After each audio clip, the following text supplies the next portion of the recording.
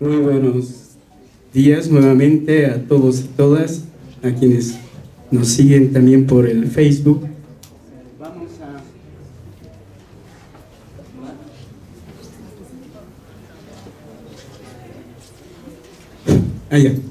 Vamos a reiniciar nuestra sesión de talleres.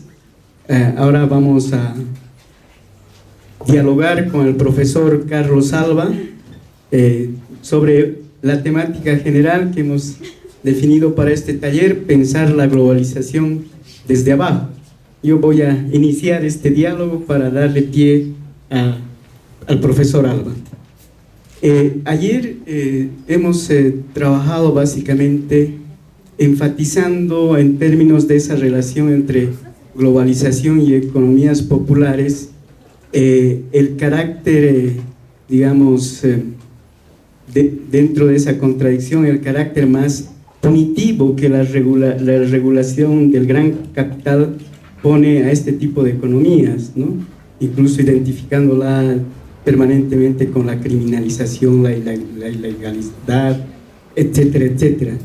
Pero, sin embargo, en la lógica de la globalización, sobre todo en términos de la liberalización de la economía, también hay una relación, entre comillas, positiva entre economías populares y globalización, en términos de que también genera condiciones favorables para la expansión de este tipo de economías, ¿no?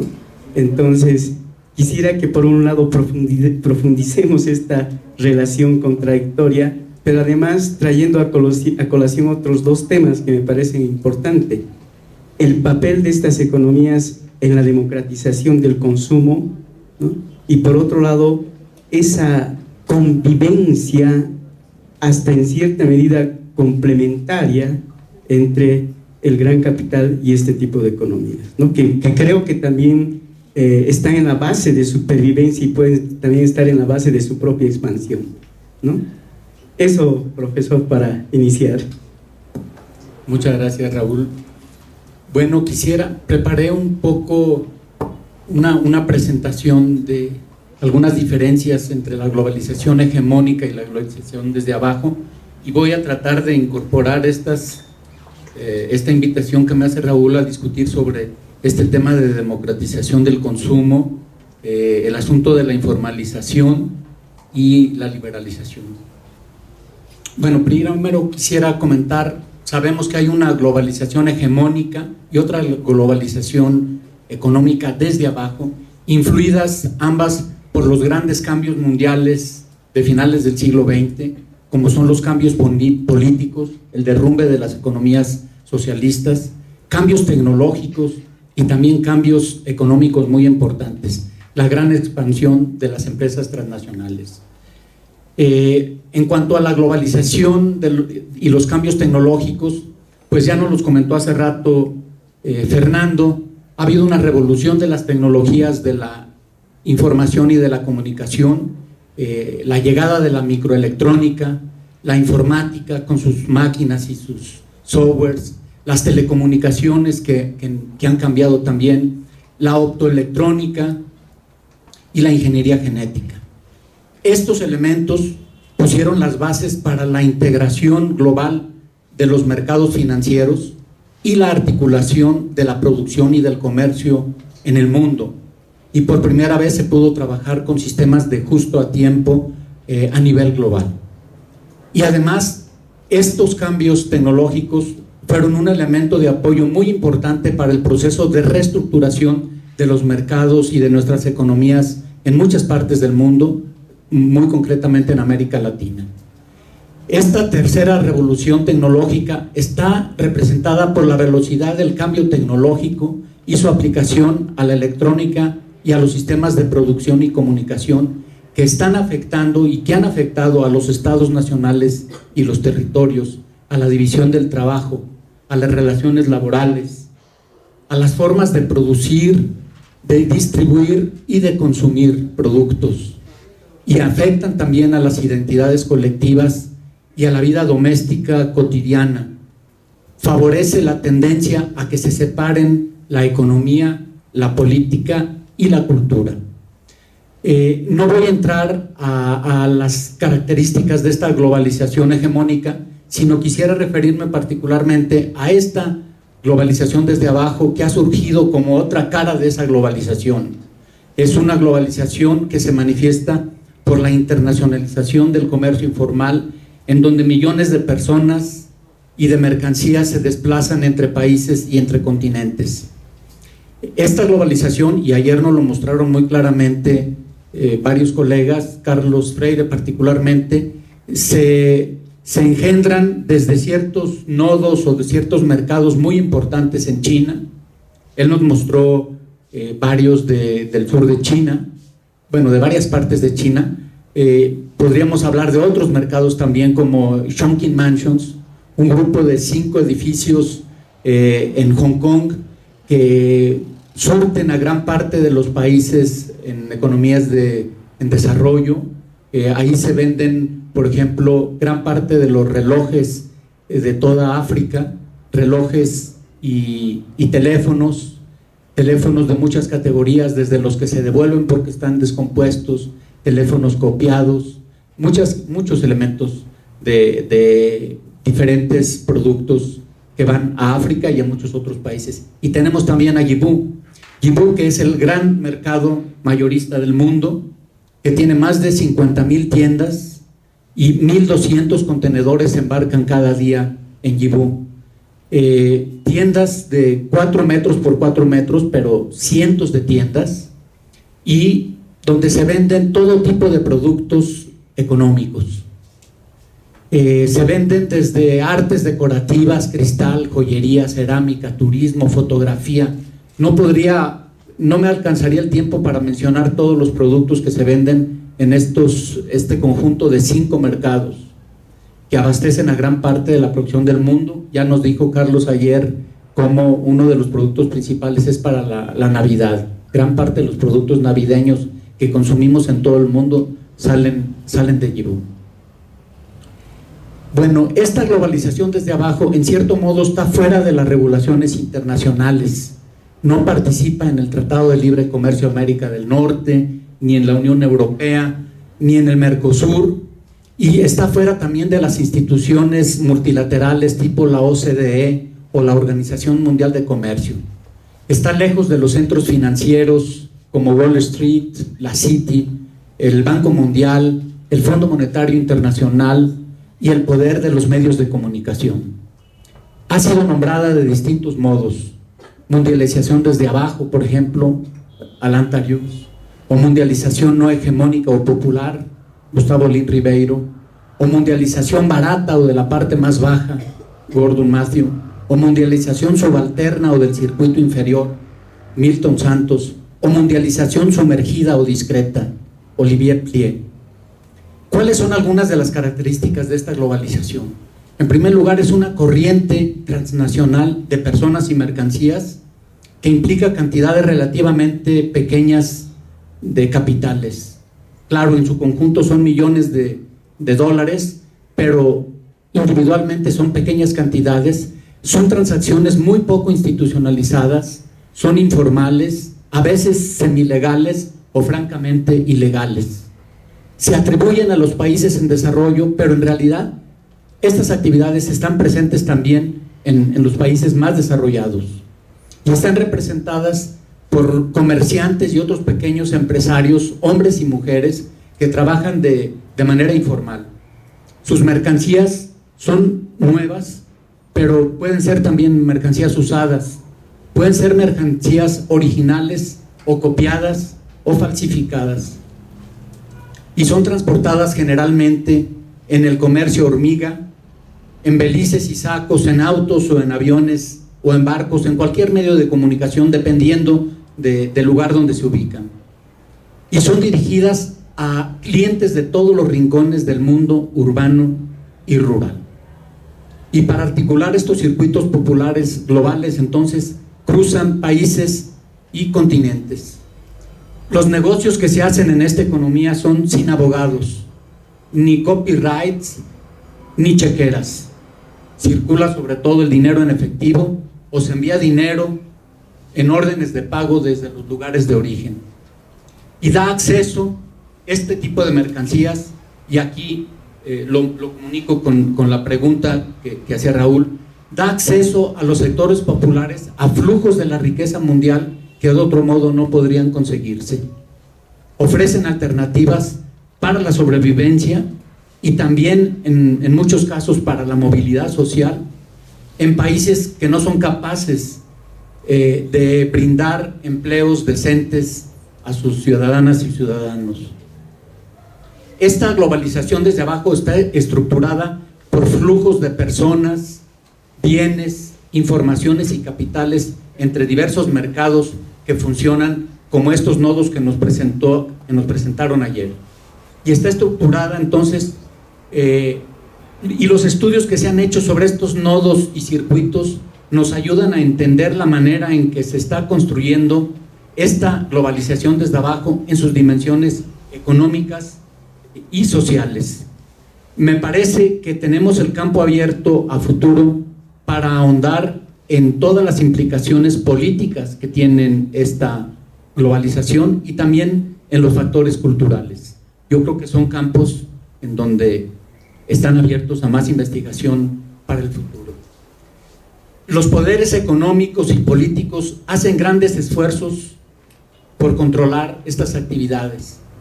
Esta red transnacional subalterna está fuera del núcleo de las economías nacionales y de las corporaciones transnacionales que estructuran y controlan la economía global.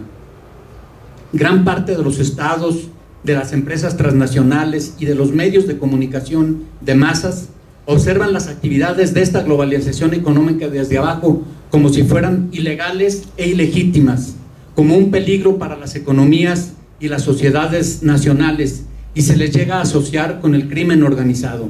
Hemos observado ya en varias de las sesiones que hemos tenido ayer y hoy cómo se tiende a criminalizar estas actividades y se les combate en nombre de la legalidad, como si estuviesen en los mismos circuitos y fuesen lo mismo que el tráfico de drogas, el lavado de dinero, el comercio de seres humanos y el contrabando de armas.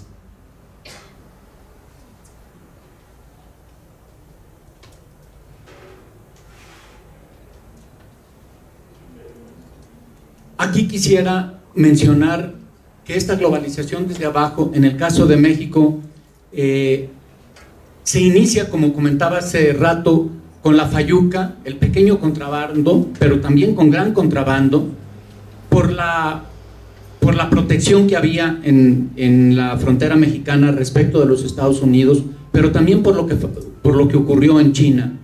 Desde el 94 empezó a predominar la ropa usada y la triangulación de productos chinos.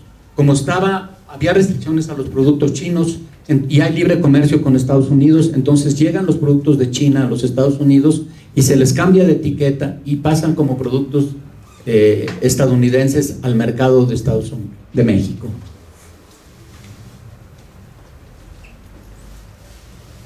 Bueno, aquí quisiera mencionar, tomar el punto relacionado con la informalización.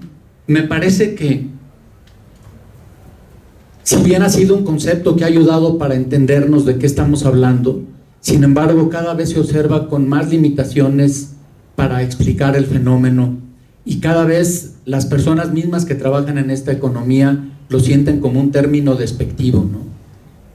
¿Por qué consideramos que no es tan conveniente conceptualizar estas actividades como pertenecientes a la economía informal?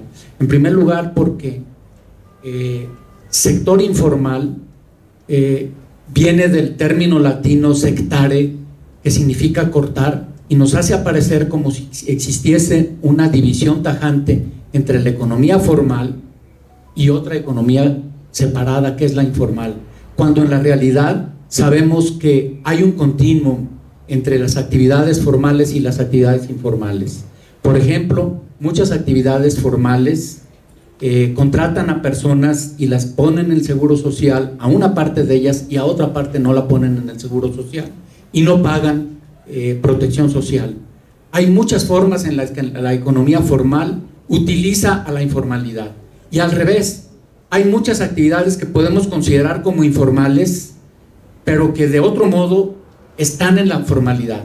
Por ejemplo, si observamos un taxi pirata en la Ciudad de México que no está registrado y no paga el derecho de la placa, por ese lado sí es informal, pero por otro lado está metido en la formalidad porque él paga una cuota alta de impuestos a la gasolina, ¿no? Entonces me parece que ubicar a la informalidad como un sector aparte merece más desarrollo y no es plenamente justificable desde mi punto de vista. Creo que hay una gran heterogeneidad de actividades en la economía popular que no nos permiten agruparlas de manera genérica en un sector informal, y por eso me gusta mucho más la conceptualización de economía popular, porque además es un término que no tiene las connotaciones peyorativas de la informalidad, ¿no? Preferiría que ustedes, con lo que les he presentado, me comenten. No me gustaría seguir con un rollo largo que pueda aburrirles. Por favor, láncense con preguntas y así me siento más a gusto para tratar de responder a partir de mis propias experiencias. Hace rato Fernando nos presentó su propia vivencia y me pareció muy interesante la forma en la que fue articulando las vivencias personales con los aspectos teóricos.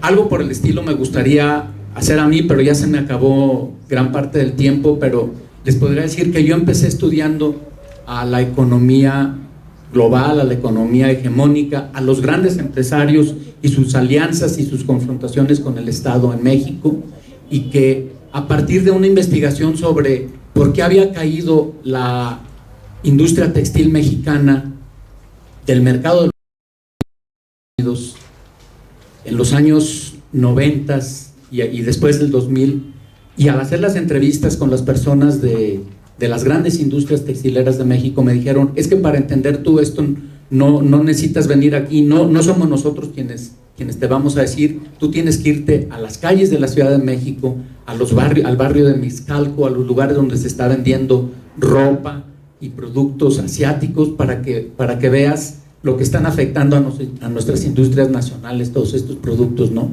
Entonces yo no sabía cómo llegar. Yo había estudiado a los muy pequeños industriales en los talleres de maquila, etcétera, en Guadalajara, pero no había ido al comercio popular en las calles, y pensé que iba a ser una gran dificultad, que iban a querer ocultarse, que iban a querer mostrar un pequeño rasgo, pero que iban a ser reacios a la investigación. Y sin embargo, el trabajo se facilitó enormemente, y casi les podría decir que mi método principal de investigación ha sido a través de las historias de vida. Las historias de vida para mí son una fuente muy rica de investigación que permiten vincular procesos bien personales, individuales, familiares, locales, regionales, con procesos globales. Entonces, en el último trabajo que preparamos sobre la Ciudad de México, que se llama Las voces del centro histórico, la lucha por el espacio en la Ciudad de México, tratamos de confrontar 5 grupos de actores y actrices diferentes en el centro histórico para ver cómo luchan y se representan el espacio, un espacio muy cotizado, muy caro, que es el espacio del centro histórico, que ha ido sacando a gran parte de la población y que ha ido copándose, que ha ido cubriéndose por comercio. Entonces, estos 5 grupos fueron las personas vendedoras en los espacios públicos. Entonces tomamos 8 casos, 8 historias de vida diferentes de personas que venden en los espacios públicos, y tomamos diferentes tipos de personas. Es decir, por ejemplo, una madre soltera, para ver cuáles son, cómo llegó ahí, qué le brinda de oportunidades este trabajo, cuáles son sus limitaciones como madre soltera, por qué está ahí, etcétera, ¿no? Luego tomamos un caso de una pareja de pobladores indígenas, mazahuas. Entonces vemos cómo es su trayectoria, por qué llegaron a la Ciudad de México, por qué no pudieron trabajar en otros lugares, qué están haciendo en el centro, cuánto les cobran por trabajar ahí, cómo se sienten respecto a las otras personas. Todos los problemas de discriminación en la ciudad nos ayudan. Cada caso cada historia de vida nos va permitiendo recoger un pequeño hilo para ir tratando de armar la trama de las relaciones sociales y de la lucha por el espacio en la Ciudad de México. También tomamos, por ejemplo, un niño de 8 años y su madre, que desde muy pequeños empiezan a vender en el centro, para ver qué es para ellos esto, y a la madre preguntándole también sobre la valoración entre la educación, la necesidad de la educación y la necesidad del trabajo, cuando nosotros partimos de que es prioritaria infinitamente la educación y el trabajo es una explotación infantil, ¿no? Sin embargo, desde la perspectiva de esta madre, ella nos dice, sí, es cierto que hay mucho de eso, pero yo lo que le estoy enseñando a mi hijo es a defenderse en la vida, y aquí es donde aprendemos, la educación nos brinda menos elementos. Claro que esto es muy discutible, pero ya se fue el volumen.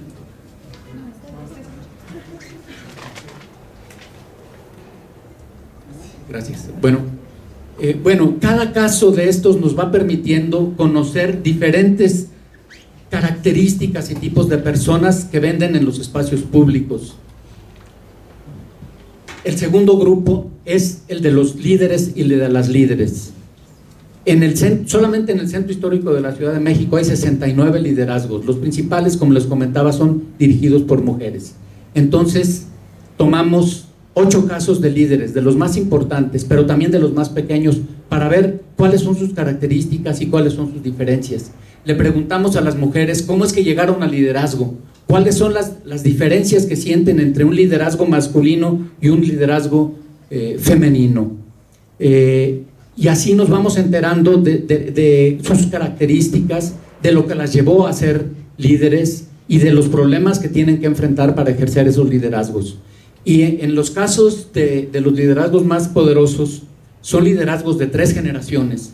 Entonces tratamos de reconstruir la historia de la primera líder, de Susana, madre de Guillermina Rico, que fue la principal líder, Guillermina Rico, con 10,000 vendedores.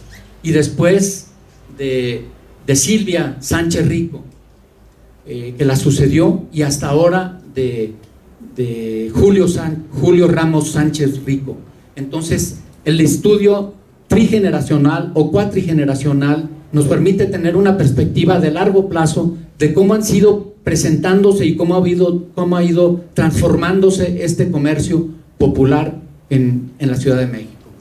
Y tenemos otros casos de líderes, por ejemplo, el de Rafael Tarín. Rafael Tarín es un niño, yo ya lo entrevisté de adulto, pero es un niño que se sale de su casa a vivir en las calles. En México tenemos 2 tipos de niños en las calles: los niños en la calle y los niños de la calle. Los niños en la calle son los niños que viven en familia, que van a la escuela y que trabajan una parte de su tiempo en la calle, pero que tienen un hogar. Mientras que los niños de la calle son los que dejan su casa por diferentes motivos y se van a vivir a la calle, que les da una serie de cosas que la familia no les puede dar. Tarín es un hijo de la calle, es un niño de la calle. Entonces él empieza a meterse a la drogadicción, empieza a robar, empieza a ser encarcelado, lo encarcelan una y otra vez. Yo no llego a saber de qué lo acusan en el fondo, porque yo también como persona que investiga no trato de llegar como un periodista a sacarle todos sus secretos a la persona, ¿no? O sea, yo tengo que respetar hasta donde quiere la persona decirme, y en la entrevista abierta, en la historia de vida, uno tiene que tener el oído muy abierto y dejar que curse el diálogo a lo que la persona quiere decir. Y si no me quiere decir algunas cosas, yo no voy a tratar de sacárselas a fuerza.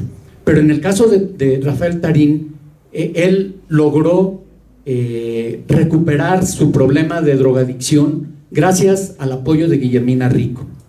Entonces él ahora tiene un grupo de 500 vendedores bajo su mando en el centro histórico, y 2 veces a la semana va a las cárceles de la Ciudad de México para ver quiénes están saliendo de la cárcel que no tienen trabajo, y él les da trabajo en la calle. Entonces, para mí, cada caso de las historias de vida es un momento de reflexión sobre ciertas cosas. Para nosotros, para mí, este caso de Rafael Tarín es una manera de mostrar cómo la economía popular no es un elemento de disgregación o de caos o de desorden o de anarquía, sino es un momento de integración social. Es gracias a Tarín que puede haber una integración social. Y así podemos ir viendo cómo cada caso va alimentando esto. Después tenemos el tercer grupo, que es el grupo de los intermediarios. Hay una serie de intermediarios con el comercio popular, que son los intermediarios políticos, los intermediarios culturales, los intermediarios religiosos. Entonces, por ejemplo, para conocer el barrio de Tepito, en vez de tomar una guía oficial, vamos a ver qué nos dice el cronista del barrio de Tepito, que vive en Tepito, que siempre ha vivido y que conoce su propia historia. Entonces es una especie de contrahistoria la que nos está contando. Hay muchas contradicciones, vamos a ir descubriendo muchos elementos que teníamos visualizados de otra manera. Él nos muestra cómo Tepito ha sido objeto han tratado de destruirlo, quitaron las vecindades en donde había una comunidad, los conventillos, no sé cómo se diga quitaron los conventillos y crearon departamentos habitacionales de varios pisos, que ahora les llaman ahí palomares, que rompieron las estructuras tradicionales y la sociabilidad que operaba en los conventillos. En fin, este cronista de Tepito, que por cierto murió durante la pandemia, nos ayuda a reconstruir desde la historia de la propia gente el devenir del tiempo en Tepito. Pero hay también intermediarios religiosos. Tenemos una intermediaria religiosa que es Doña Queta. Doña Queta visibilizó el culto a la Santa Muerte. El culto a la Santa Muerte se empezó a visibilizar en el año de 2000, 2001, y entonces ella abrió un altar en la calle, y a partir de ese altar ahora hay cientos de altares, no solamente en la Ciudad de México, en muchas ciudades de México y en otros países incluso. Y entonces ella nos explica en qué consiste este culto a la Santa Muerte. O sea, por qué la Virgen de Guadalupe y todos los santos que han sido venerados tradicionalmente ya no le resultan suficientes a muchos sectores de la población, y por qué recurren a estos nuevos cultos, ¿no?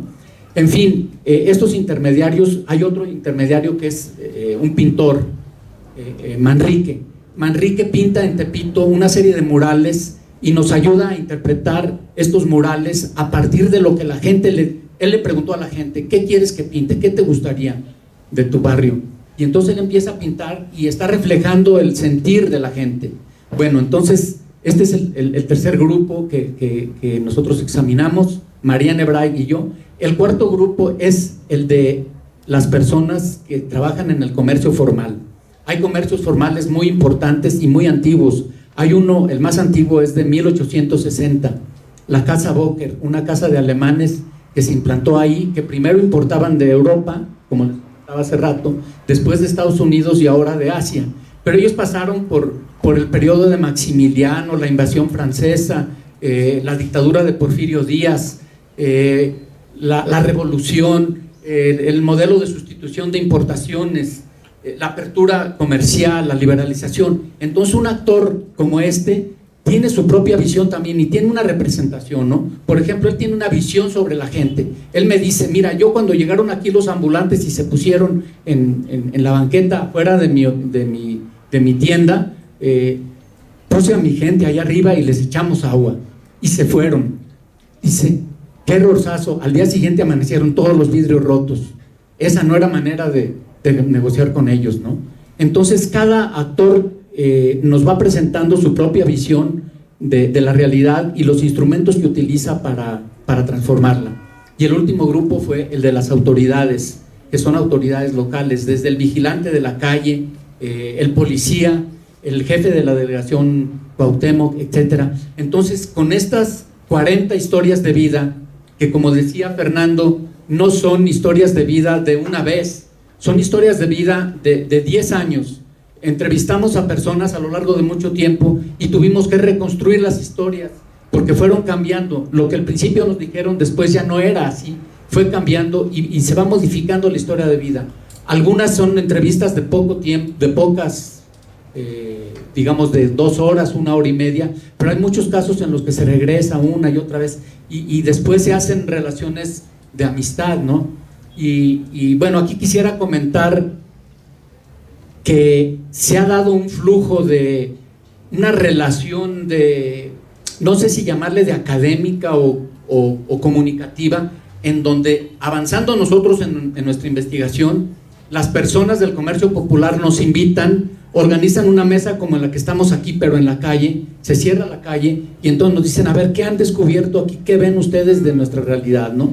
Entonces, nosotros, colegas y yo, devolvemos lo que estamos escuchando, pero también, a nuestra vez, invitamos a estas personas a que vayan al Colegio de México y en las clases que hablen con las y los estudiantes y que conozcamos cuál es el modo de vivir y de trabajar de estas personas. A ellos les importa muchísimo el medio académico. ¿Por qué les importa? Porque lo académico para ellos es un elemento de legitimidad. Ellos han sentido que siempre han estado hostigados y con el estigma de vender productos que no tienen legitimidad y quieren que en el medio académico demos a conocer su propia voz. Entonces, eso ha sido lo que hemos tratado de hacer. Hay un problema también. A mí me han preguntado a veces, oye, pero lo que ustedes están haciendo no es un extractivismo social. Ustedes van, recogen de la gente todo lo que quieren y luego lo presentan en un libro, ¿no? Pero ¿qué le devuelven a la gente, no? Yo aquí quisiera, lo he sentido muy, muy claramente, que la entrevista y la historia de vida es una oportunidad extraordinaria para las dos personas, no solamente para mí como investigador, sino para la persona que está ahí, porque ella sabe que yo estoy ahí genuinamente interesado. Yo le estoy dando mi tiempo, me he desplazado para ir a verla, la estoy escuchando atentísimamente, le pregunto y le doy un tiempo para que ella pueda reflexionar. Es una oportunidad de reflexión en donde estamos aprendiendo las dos personas. Yo soy el que no sé, definitivamente. O sea, yo lo único que hago es juntar hilos de lo que voy escuchando, pero quienes saben son las personas, ¿no? Bueno, aquí termino. Muchas gracias, profesor. Vamos a abrir entonces el espacio de preguntas. Les pediría que sean breves por el tiempo. Adelante, por favor. Acá.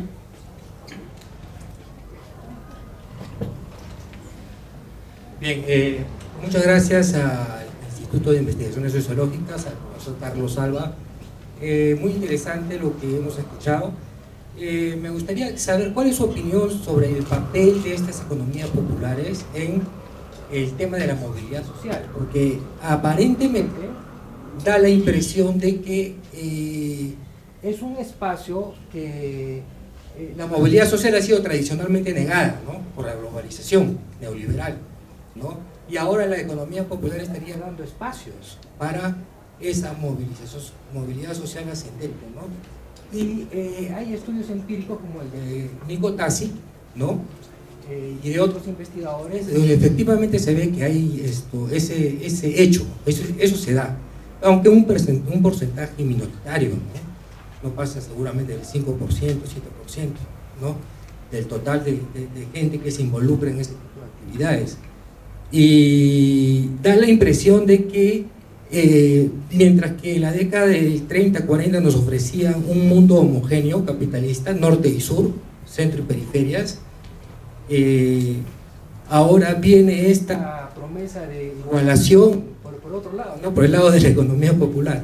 Tengo un poco ver un poco su impresión sobre esta tendencia a dar espacios a personas, a ciertas individualidades que provienen del mundo popular, ¿no?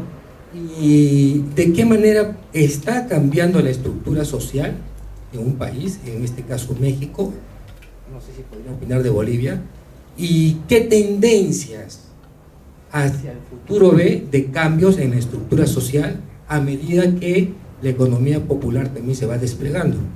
Gracias. ¿Cómo se llama, perdón? Santiago de Barra. Bien, ¿alguien más, por favor, quiere? Allá, por favor, atrás, al fondo. Su nombre nos va a decir, por favor. Buen día, mi nombre es Marcelo. Es a veces contradictorio tomar una posición respecto a la producción nacional versus el contrabando, tomando en cuenta de que por lo menos acá en La Paz hay una enorme feria jueves y domingo que abarca prácticamente a 30 cuadras, en México creo que lo llaman colonias, en la ciudad del Alto, y no mentiría si dijera que el 80% es de contrabando y hay una gran cantidad de objetos de dudosa procedencia.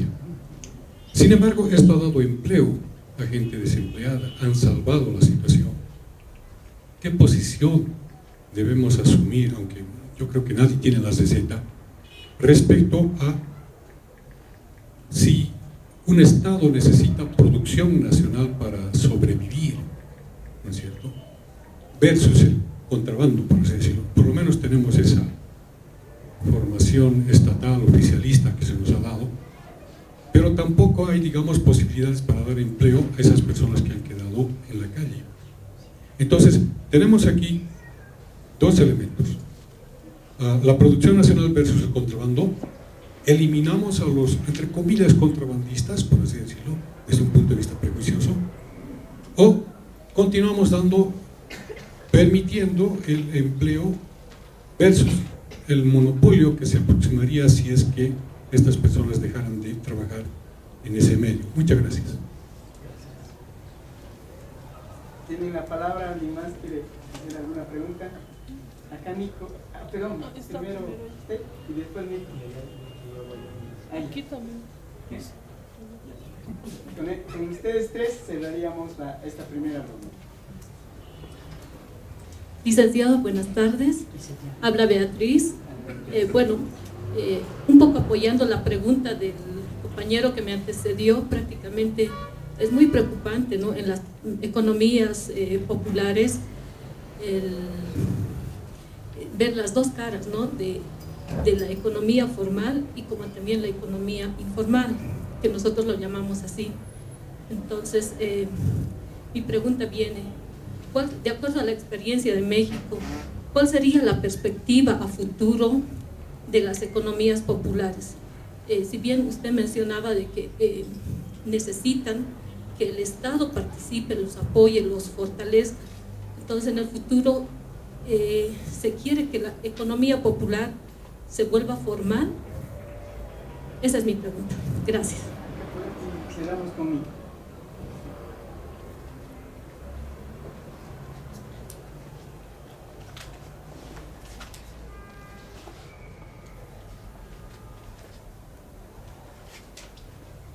Buenas tardes, mi nombre es Erika.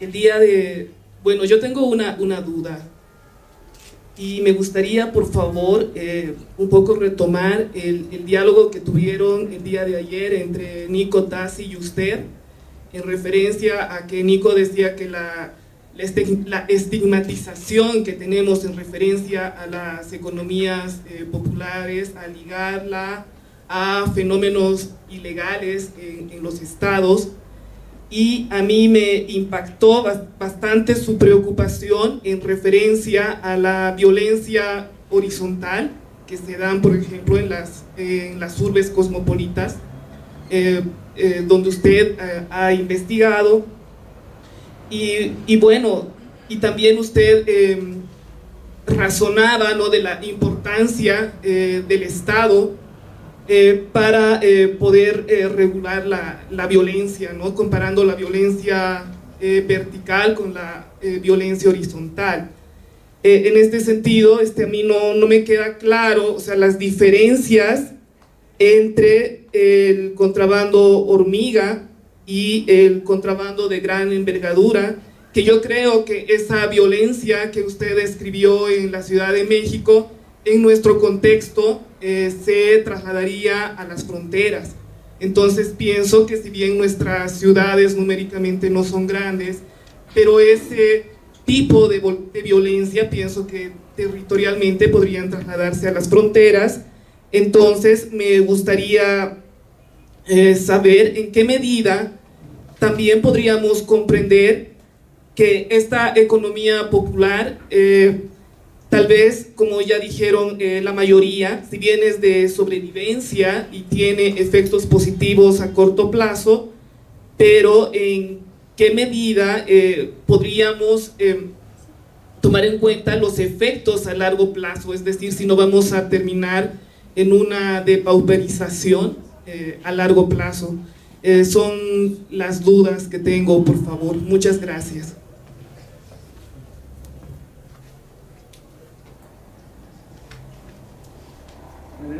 Bueno, solo una curiosidad. Quería un poco preguntarte, Carlos, en relación a cómo se articulan estos actores que tú mencionas, cómo se articula Tepito, cómo se articula Ciudad de México con Yibu, por ejemplo, con China, ¿no? ¿Cuál es el tipo de articulación? Si es a través de las organizaciones o los líderes que tú mencionas, si es a través de ciertos tipos de intermediarios, si es a través de la migración, si es a través de un contacto directo, ¿no? Quisiera un poco escuchar cuál es el proceso en el caso de México. Gracias.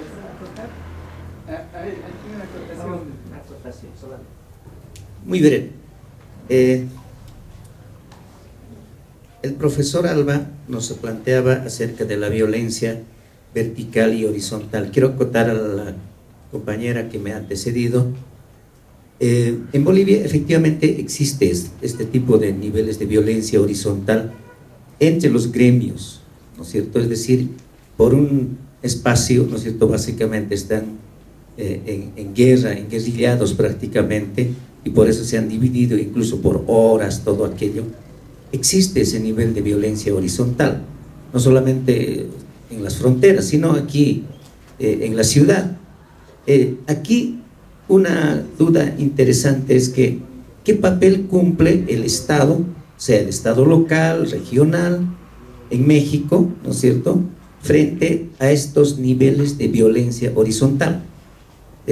Bueno, en Bolivia por lo menos se ve eso, hay una suerte de cooptación de liderazgos, ¿no es cierto?, para poder favorecer a unos y a otros, y la violencia horizontal se mantiene, ¿no es cierto? Entonces yo quisiera su reflexión, el papel que cumple el Estado, sea local o nacional, ¿no es cierto?, frente a estos niveles de conflicto.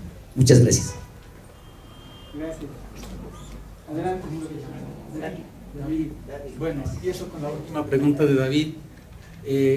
Creo que el caso de la Ciudad de México nos muestra muy claramente que el Estado y sus agentes aprovechan los conflictos sociales para llevar el agua a su molino.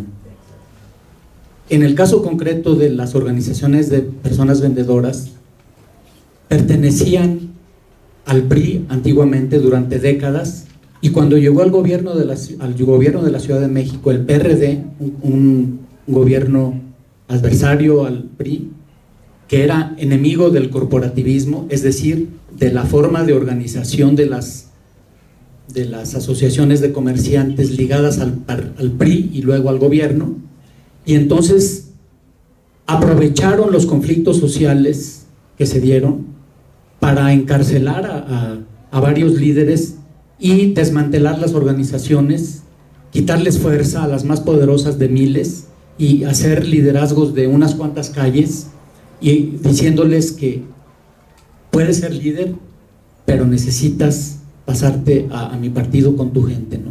Es decir, en México estas formas no son democráticas, ¿no? Los liderazgos no representan solamente a las personas que están en la base de la pirámide, sino son liderazgos que, como dicen las propias personas, están al amparo del poder político. Es decir, necesitan tener el apoyo de abajo y el sostén de arriba. Entonces, lo que hace el Estado es aprovechar los conflictos para situarse en una posición superior y organizar en su favor y tratar de controlar el orden social de las calles, ¿no? Es lo que yo diría. Y sobre la pregunta de Nico, voy en orden inverso. Hay muchas formas de articulación de la economía local con la economía de Yibu. Una de ellas es la primera articulación se dio en años recientes porque hay varias migraciones chinas, pero Yibu tiene 20 años, una cosa así. la última articulación se dio con mujeres chinas que vinieron de su país a vender productos a México. Ellas fueron las pioneras. Así se inició el comercio chino en las calles de la Ciudad de México. Unas 70 mujeres que se dedicaron a venderle a otras tiendas y a personas en la calle productos, ¿no?, de China. Una de ellas fue An Lang, que yo mencionaba ayer. Y este es el segundo caso de articulación. Ella empezó tratando de vender en las calles, pero le costaba trabajo. Entonces vio cómo estaba la organización de vendedoras y vendedores, fue con la líder María Rosete, y juntas hicieron una asociación de importación de productos chinos. Entonces tienen esa organización y ahora distribuyen los productos a partir de todas estas personas que están en la calle. María Rosete aprendió a que en China hay productos muy particulares. Ella sacó, por ejemplo, una bolsa de mano con la marca Rosete, se la hacen en China y ella la vende en el mercado popular. Y así muchos otros productos son hechos para el mercado mexicano a partir de estas asociaciones, ¿no? Los colores y los estilos no son estilos universales, hacen productos adaptados para nichos de mercado interesantes de la Ciudad de México, ¿no? Otro tipo de articulación es el de los llamados Marco Polos. Los Marco Polos son una serie de personas que van a China a comprar productos para venderlos acá y han creado allá también una comunidad tepiteña. Entonces hay esa comunidad. Quisiera decir también que en este Tepito, que es un barrio popular y el mercado popular más grande de México, se enseña el cantonés y el mandarín, y la tarjeta de presentación de María Rosete no está en inglés y en español, sino está en español y en mandarín, ¿no?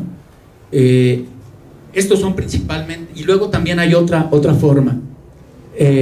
Los chinos han creado agencias de viajes para invitar a comerciantes que no conocen China, no hablan el idioma, a que vayan a los mercados de China a visitarlos y a ver qué puede ser interesante para sus productos. Entonces hay agencias especializadas en llevar personas a China, ¿no? En el caso de An Lang, ¿es una asociación intergremial? Es una asociación de dos personas. De dos personas, sí. No es de un gremio completo, ¿no? Bueno, voy a seguir con retomo lo de Santiago, si hay movilidad y si hay cambio. Creo que en la pregunta ya estaba de alguna manera, tú mismo, Santiago, ya nos diste algunas pistas de respuesta, ¿no? Hay una movilidad, y ya nos manifestó muy claramente Nico ayer esa gran movilidad que se da entre las personas, pero esa movilidad no es para la mayoría, no es una movilidad social generalizada ni mayoritaria. Yo creo que esta economía popular está presente y permite el acceso, dependiendo del lugar y de las características, de un cierto porcentaje pequeño, no sé cuánto, para algunas personas.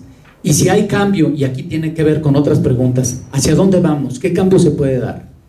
Bueno, a mí las personas que están en la economía popular vendiendo en las calles me han dicho que es un trabajo que les permite vivir, pero que no les gustaría que sus hijas o sus hijos lo tuvieran, ¿no? No queda más remedio a veces si tienen que regresar a este trabajo, pero ellos no quisieran estar ahí porque tienen que estar a la intemperie, en el frío, parados, en el sol, en la lluvia, etcétera, y además es un lugar peligroso, ¿no? Entonces no quisieran que esto siguiera a futuro, pero por lo pronto no les queda de otra. Es un medio de sobrevivencia. ¿Cuándo podría acabar esto? Verdaderamente bien difícil. En primer lugar, porque no depende de una ciudad. La Ciudad de México, por buenas políticas públicas que quiere ejercer para ayudar a estas personas a que se formalicen, a que tengan créditos, etcétera, no lo pueden lograr porque hay una movilidad de tránsito. Cualquier persona puede desplazarse de cualquier estado a la Ciudad de México. La Ciudad de México es una ciudad comparativamente más barata que las otras ciudades del país, porque ahí se dio un proceso de concentración de la producción industrial. La mitad de los bienes industriales se producen en México y sus alrededores, en la Ciudad de México. Entonces todos los productos que van alejándose de la ciudad se van encareciendo, y la ciudad las ciudades de otras partes son más caras, excepto en vivienda. Pero en todo lo demás, casi en todo lo demás, la Ciudad de México es más barata. Entonces, aunque las personas aunque las políticas públicas pudieran ser muy eficaces, tendrían más y más personas. ¿Por qué están las personas ahí? Porque ahí ganan más que en cualquier otra actividad económica formal. La persona que lava coches en la institución donde yo estoy gana más que una persona que está en una oficina trabajando. O sea, en el comercio popular también hay muchas diferencias, pero se puede ganar más que con un empleo formalizado. Entonces, mientras no hay condiciones básicas para que esto mejore. Una es el crecimiento económico, pero de ninguna manera es suficiente. O sea, se necesita redistribución. En México nos hace falta una reforma fiscal que nunca se ha querido hacer, porque hemos recurrido al petróleo como la vaca lechera de México. Entonces, es uno de los países con mayores desigualdades en México. La economía popular prospera por la enorme desigualdad social.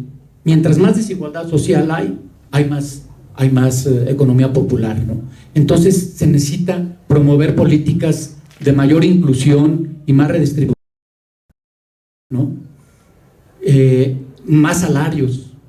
Siempre las personas me dicen, es que yo que me gano si voy a irme a otro lugar, tengo un salario que gano menos que lo que gano aquí, prefiero quedarme aquí, tengo más libertad. Bueno, yo así respondería este asunto de la movilidad y las posibilidades de cambio social. Marcelo, el contrabando, el robo, la producción nacional para vivir, sí, totalmente de acuerdo. A mí me gusta también, aunque soy muy fan y simpatizante de la economía popular y amigo de muchas personas que están ahí, me gusta siempre hacer una lectura a contrapelo, ¿no? O sea, hacer una lectura de encontrar las críticas y los problemas. Y yo no lo he hecho, pero me gustaría hacerlo. Estudiar a fondo, por ejemplo, cómo funciona la economía ilegal. No me voy a meter al narcotráfico, porque sí es muy peligroso. Y para hacer un trabajo etnográfico sobre el narcotráfico, se arriesga mucho, ¿no? Pero sí me gustaría, por ejemplo, estudiar en un mercado popular muy grande que hay en México, todo el asunto de la venta de partes automotrices. Se roban partes automotrices, espejos, se roban computadoras, se roban llantas, ciertas gentes, y luego van a venderlas o ponen puestos en los mercados populares, y con eso ya se empieza a criminalizar. Todo el comercio popular es la venta de productos robados, ¿no? Entonces yo creo que sí hay que distinguir ahí, y pues si no se quiere contrabando, se necesitan también políticas públicas. Y aquí una propuesta general a varias de las preguntas. Lo comentaba yo ayer sucintamente, sí se necesita definitivamente al Estado. ¿Para qué se necesita el Estado? No solamente para mantener la paz, el orden, la cordialidad, la convivencia, sino también para facilitar formas de mejor producción y de mejor comercio para estas personas. ¿Cuáles son estas formas? Pues más capacitación, por ejemplo, políticas fiscales atractivas para las empresas comerciales que les compren a los pequeños industriales, las propias empresas del Estado que compren a pequeños industriales, o por ejemplo créditos que necesitan mucho estas personas, información valiosa para participar en diferentes mercados. Hay muchas formas en las que el Estado puede ayudar a estas personas. Creo haber respondido a esta perspectiva para el futuro. Yo creo que para el futuro vamos a seguir viendo estas economías populares por mucho tiempo, mientras no haya un crecimiento importante, mejor redistribución del ingreso, políticas más inclusivas, mejores niveles salariales.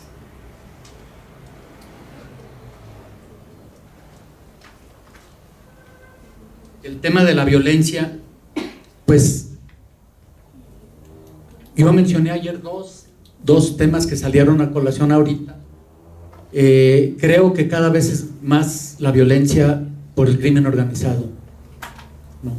El crimen organizado en México ha sido combatido como una guerra, se han confiscado muchos cargamentos, y los narcotraficantes, conforme les han ido quitando esas fuentes principales de riqueza, se han ido desplazando hacia otro tipo de robos de gasolina, hacia el secuestro y también hacia la venta de protección, como lo están haciendo ahora con el comercio popular. Yo les comentaba que 3 de mis informantes que aparecen en este libro de Las Voces del Centro Histórico fueron asesinados en los últimos años porque no quisieron cooperar con el narco. Entonces hay un problema de orden social en donde el Estado no tiene la capacidad de regular. El Estado no ha podido con todos sus medios. El Estado mexicano, que se considera muy fuerte, etcétera, tenemos un territorio con muchas zonas que no tienen control del Estado, territorios amplios, y les comentaba yo ayer, tampoco hay un control fuerte de los espacios de venta ni del contrabando, aunque quisiera, no podría controlar el contrabando, ¿no? Bueno, creo que ya más o menos, sin dar los nombres, más o menos cubrí los temas que me habían preguntado. Gracias, profesor. Bien, vamos a cerrar este evento y este taller acá. Recordarles que a las 15:30 vamos a continuar con los talleres, con el diálogo con Carlos Freire sobre China y América Latina para las economías populares, y posteriormente vamos a hacer la presentación del libro Globalización Popular en América Latina por una teoría etnográfica, libro escrito por Fernando Rabossi y Nico Tassi, y a los presentes les vamos a distribuir este libro. Entonces los esperamos a las 15:30, agradeciendo nuevamente a nuestros expositores y a la participación muy activa de todos ustedes. Muchas gracias.